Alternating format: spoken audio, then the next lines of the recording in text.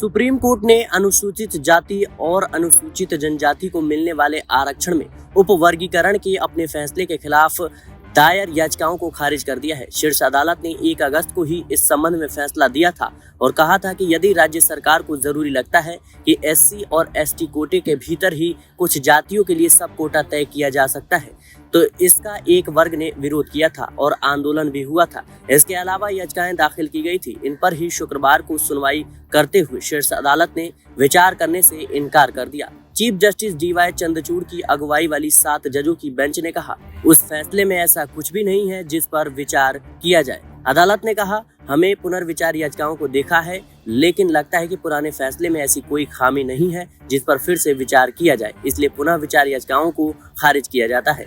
Justice BR Gavai, Vikram नाथ, बेला M Trivedi, Pankaj Mittal, Manoj Mishra, Satish Chandra Sharma इस bench में शामिल थे। अदालत ने कहा कि याचिकाओं में कोई ठोस आधार नहीं दिया गया कि आखिर क्यों 1 अगस्त के फैसले पर कोर्ट को पुनः विचार करना चाहिए।